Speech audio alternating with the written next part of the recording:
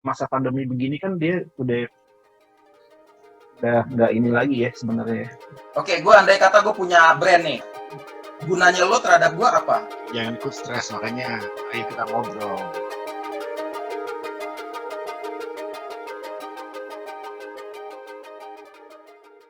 Jadi gue pengen diskusi sama teman-teman. Sebenarnya pandemi ini ada nggak sih bagian yang gue nggak, yang ada bagian yang nggak gue sadar. Dia gue sih sadar sebenarnya lagi pada apa on hold semua. Cuman kalau misalnya ada yang apa sih lagi berjalan gitu ya, proyek lagi berjalan, berarti gue masih ada kesempatan dong, misalnya ada proyek yang berjalan. Core bisnisnya apa sih Ben? Usahanya Ben? Oh, gue ini Jack, gue waktu kalau usaha gue sebenarnya konstruksi interior dan desain interior juga gitu, desain juga gitu. Oke. Merek-merek yang ada di mall-mall itu, Jack, gitu. Itu kan sebenarnya di masa pandemi begini kan dia udah nggak ini lagi ya sebenarnya. Oke, gue andai kata gue punya brand nih, kemudian gue punya store juga di mall tertentu. Gunanya lo terhadap gue apa? Lo yang bikinin tokonya? Iya, gue bikin konsepnya, gue desainin, gue bikin sampai jadi gitu. Gitu. Kalau misalnya lo mau minta pendapat baiknya gimana apa soal branding gitu ya, ya itu juga bisa dibantu juga, Jack. Jadi gue waktu itu baca aja, putaran uang di masa pandemi ini sebenarnya sama loh di tahun lalu. Sebenarnya sama perputaran seluruh dunia ya, kayak uang seluruh dunia sebenarnya sama dengan perputaran uang tahun sebelumnya. Cuman rotinya itu lebih banyak ke teknologi, ke kesehatan, ke situ. Porsinya yang berubah ya, komposisi porsinya berubah. Iya, komposisi porsinya berubah. Jadi cuma kalau misalnya kayak sektor real, kayak biasa gue biasanya kan gue di mall renovasi mall. Nah itu udah pasti enggak lah. Oh iya betul. Nggak ada. Mall sendiri hati buat datengin customer kan, pelanggan ya lu mau nanya ke siapapun dalam situasi kayak gini ya gue yakin nggak akan dapat solusi konkret gitu, karena orang pada bingung namanya. Ini kita mau bikin planning apapun kondisinya juga nggak pasti masalahnya. Ternyata nggak juga sih, begitu gue juga cek sama teman-teman yang lain juga, ada juga yang berjalan, tapi kita lihat pasarnya juga ternyata memang retail yang masih berjalan ini adalah seperti bisnis makanan, food and beverage itu, misalnya resto-resto gitu masih jalan terus gitu sih. Ben, kalau portofolio perusahaan lo gini Ben, misalnya dari 10 project lebih banyak semuanya itu dominan di mall. Pasti di mall. Tapi ada brand yang waktu itu mau yang projectnya itu stand alone istilahnya ya, jadi punya bangunan sendiri. Terus abis itu kita yang garap dalam sama luarnya gitu ya. Itu stand alone ada tuh. Nah, tapi berjalannya waktu saya diminta untuk bikin rumah misalnya gitu ya. Iya ada juga gitu. Tapi mungkin kalau dari list itu, yang list portofolio, ya rumah nggak sebanyak gue bikin yang di mall gitu. Yang rumah ini yang dikerjain kantor lo atau memang yang usaha lo sendiri tuh? Gue sendiri.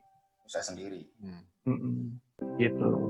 Keresahannya itu kalau kita ngomong ada omset atau profit income yang turun, itu mayoritas di mana yang lo rasain, di usaha lo sendiri yang bisa ngerambah ke banyak hal termasuk bikin rumah, atau yang di mall tadi yang bisnis retail? Yang di bisnis retail, Jack. Iya, soalnya kalau misalnya konstruksi atau design and build ya mungkin istilahnya ya, kalau rumah-rumah ya, design and build ke perorangan pribadi, gua rasa sekarang masih pada jalan. Cuma memang portofolio gua itu lebih dominan itu di retail gitu. Jadi kalau misalnya gua jalanin itu, orang pasti mikir, bisa bikin rumah gak sih? Ya bisa sih gitu. Intinya spesialisasi lu di retail. Iya betul. Di bisnis internet ini memang sekarang sudah punya wadah yang cukup luas supaya kita bisa keahlian kita bisa kita masukin di situ. Kayak misalnya gue bikin furniture, gue taruh aja Tokopedia, kan? Iya. Kalau mau punya dua kaki itu ya satu lagi di bidang produksi sih Ben. lu harus sudah mulai mikir, misalnya lu punya produk furniture, sekarang kan jualan online itu sudah gampang sekali gitu. Iya. Udah gue masukin, cuma belum ada ini respon bagaimana gitu belum.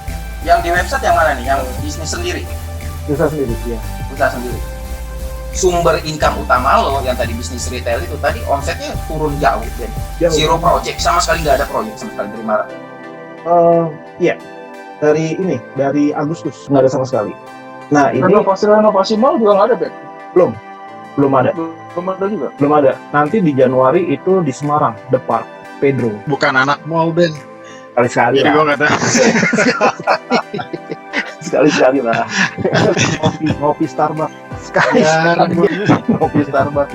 Biasa kapal api malu di rumah juga. Kalau di kantor lo, ini memungkinkan nggak itu lo join? Jadi proyek dari kantor lo ngerjainnya pakai perusahaan lo, tapi dengan etis ya, maksudnya dengan tender. Sebenarnya bisa, cuman ada baiknya sih gue pisahin. Soalnya dari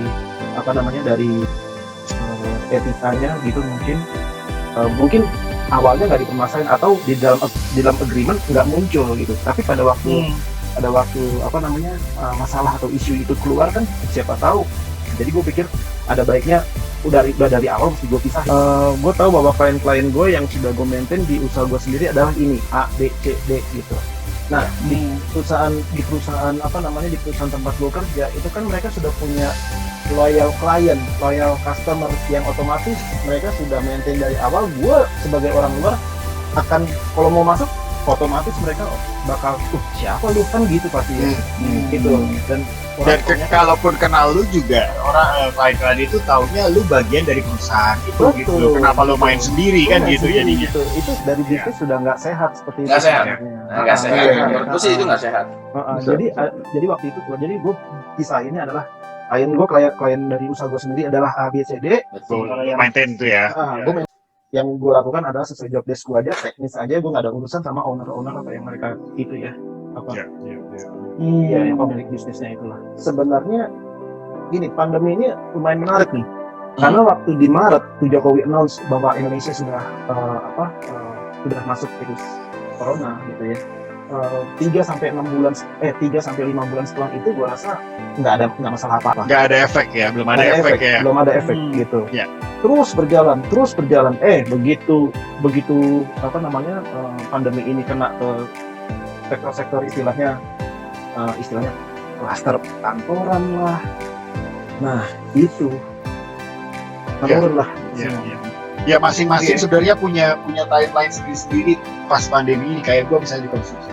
Iya. Sama kayak lu, gue 3 bulan pertama itu tidak ada efek. Intinya proyek-proyek gue masih jalan.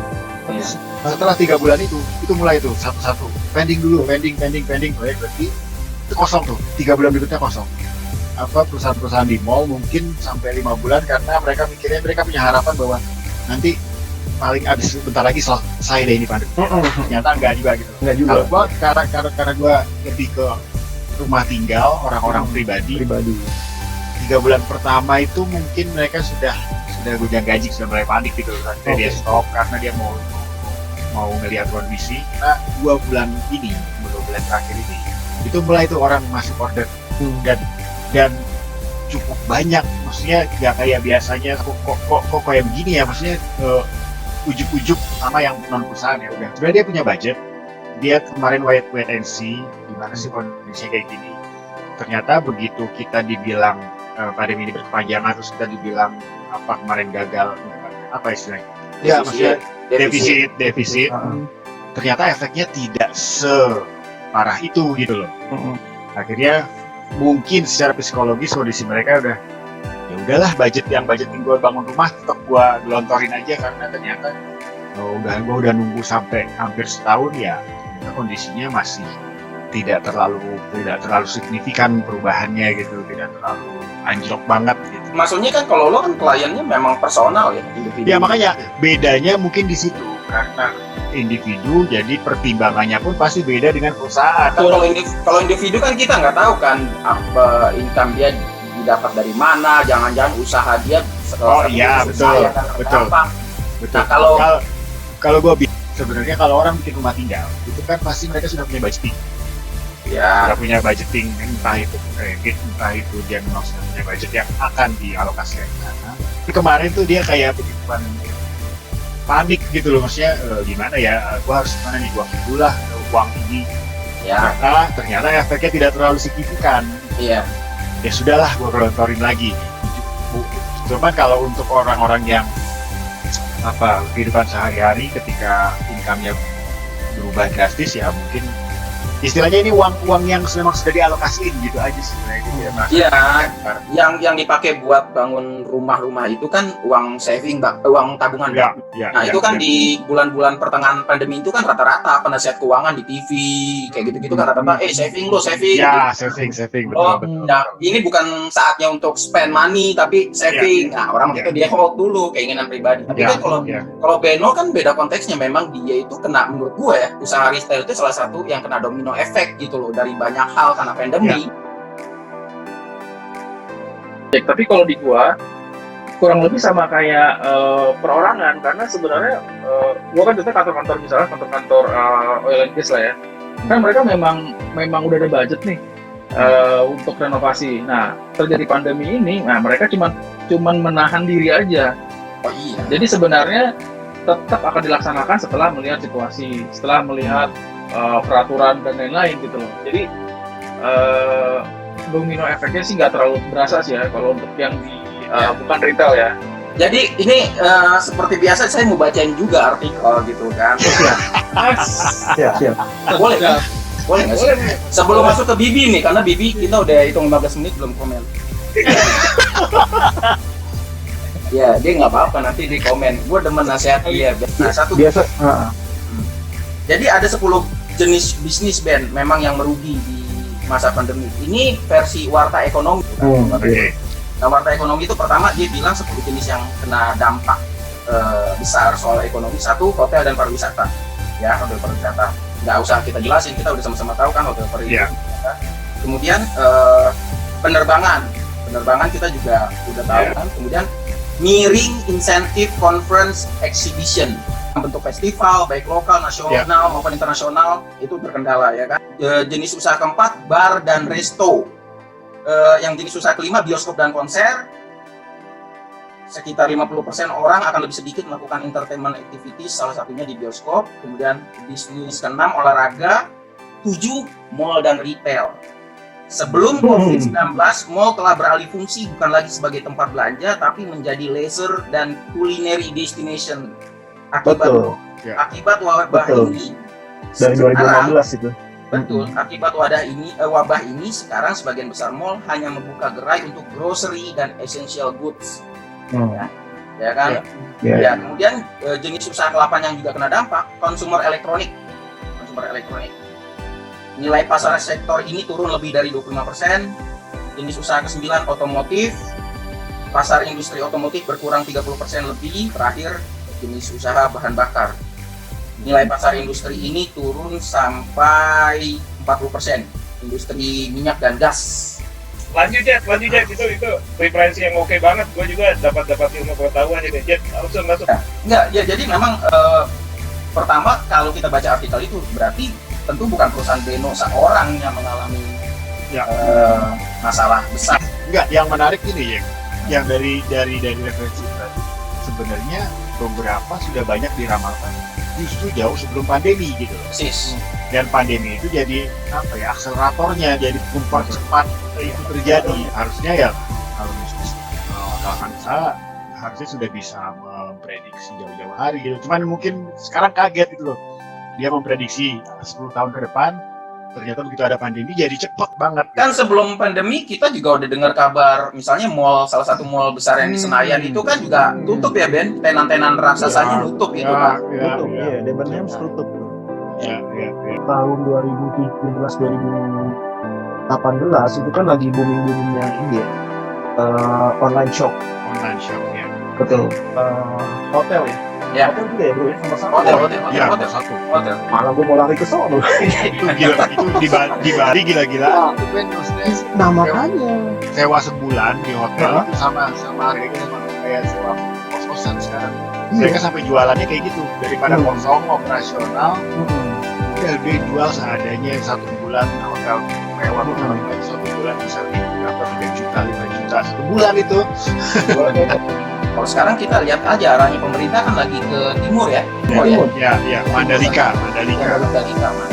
Teori manajemen pembangunan itu namanya big push. Negara harus ngeluarin sebesar-besarnya upaya berdaya untuk menggerakkan ekonomi di suatu daerah yang swasta boleh jadi belum tertarik. Jadi negara dia berinisiatif gitu. Misalnya daerah-daerah perbatasan, daerah-daerah terpencil yang kemudian fasilitas penerbangannya juga belum sama kayak ibu kota atau di Pulau Jawa ini. Itu negara masuk dulu tuh, dia big push dulu kan itu. Nanti swasta masuk. Tapi tentu aja dengan promosi berkelanjutan dari pemerintah itu kemudian akan menggerakkan sektor industri di banyak hal. Orang akan datang butuh hotel. Orang butuh hotel, pegawai hotel butuh residen tempat dia tinggal, butuh kos-kosan. Kalau orang butuh residen, orang butuh laundry untuk tempat cuci. Bergerak industri laundry, tempat cuci, ya kan, pulsa segala macam, ya kan. Transportasi umum maupun transportasi yang sifatnya digerakkan oleh private ya, rental dan segala macam, kan ada banyak sektor industri. Maka itu pariwisata jenis industri yang memang seharusnya digerakin oleh masyarakat modern. Jadi bukan lagi industri manufaktur lagi. Kalau dulu kan orang kalau menggerakin ekonomi apa ya, manufaktur, pabrik dan segala macam itu kan. Ya, di samping pariwisata kalau kayak di Vietnam gitu ya, itu justru selain pariwisata, militernya dia itu kan punya konsentrasi kayak barak-barak militer. Itu setiap beberapa tahun itu akan digeser ke area yang lebih pelosok lagi. Di situ akan berkembang area baru. Kalau itu sudah jadi akan digeser. Kalau kita zaman dulu juga kayak barak-barak militer itu kan jauh dari mana-mana. Akhirnya berkembang tuh, ada toko, perekonomian berkembang. Cuman stay di situ lagi. Akhirnya sekarang ada yang tengah kota, ada yang ini. Kalau di Vietnam, dia caranya memperatakan ekonominya kayak gitu. Ini udah jadi di kota ini, kita pindah ke area yang lebih pedalaman lagi. Di situ akan tumbuh perekonomian kayak gitu. Nah, balik ke pariwisata ya memang horror sih kalau gue bilang. Cuman ini majornya karena ya pandemi ini tidak memungkinkan orang untuk berdekatan, berkerumun. Sekarang pariwisata mana yang tidak berkerumun gitu loh. Pariwisata mana yang individual gitu. Nggak ada gitu. Tapi kalau ini pandemi berakhir ya pasti akan jalan lagi sektor pariwisata. Nah, mungkin enggak. Berarti pariwisata itu andalan ya Indonesia untuk memperbaiki ekonomi di masa pandemi gitu. Mungkin gitu. Mestinya jadi andalan. Mestinya andalan kan ya? Iya, tentu aja setelah recovery ya. Tapi nanti setelah pulih, misalnya pasca vaksin tadi yang berkaitan dengan toko-toko fisik yang di mall, itu kan nggak semata-mata soal pandemi Ben ya. Iya, betul. Jauh sebelum itu memang sudah diramalkan.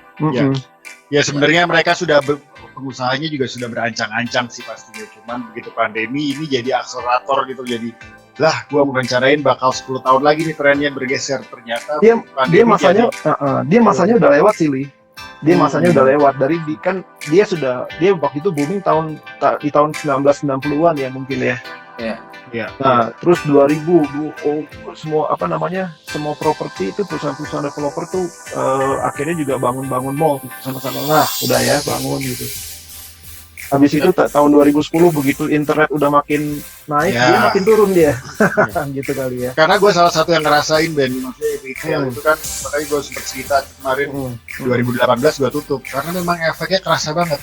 Iya. Distro gue efeknya kerasa banget, online itu sudah mengambil porsi yang sangat banyak sekali gitu loh. Iya, memang sih sekarang kemarin gue juga sempat berpikir juga kemarin di sektor pariwisata ya. Pariwisata karena memang kan kalau pariwisata Indonesia udah punya modal ya bro ya, pemandangan bagus, terus gayanya juga kuat gitu ya, culture-nya juga orang-orangnya juga karakternya ramah. Justru gitu, menurut gue potensi besarnya adalah karena kita masih banyak daerah yang belum diolah sih Ben.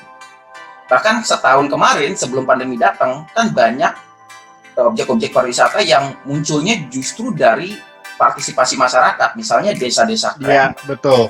Ya kan? Itu kan desa-desa keren itu betul. kan justru dari inisiatif masyarakat lokalnya gitu kan. mungkin itu Iya. desa budaya. Ya, pantai-pantai yang tersembunyi di dalam Tersembunyi. desa gitu, Betul. begitu di-upload ke Instagram viral langsung Iya. jadi rame dan sebagainya. Betul. Ya, gue membayangkan ketika vaksin ini berhasil, itu istilah orang kehausan akan hiburan. Itu habis ini kalau ini berhasil, itu pariwisata bakal panen. Ya, Iya, Lu- betul. jaga kesehatan, yang penting jaga kewarasan. Maksudnya dia kalau Iya. kalau fisik lo drop nyari kerjaan tapi lu masih punya kewarasan, ya paling nggak kalau ada peluang langsung bisa lo grab gitu loh. Iya. Jangan ikut stres, makanya ayo kita ngobrol. Bentar ya, Ayo, bro. ya Dulu siap. ya, pos ya. Oke, Ben. Bentar.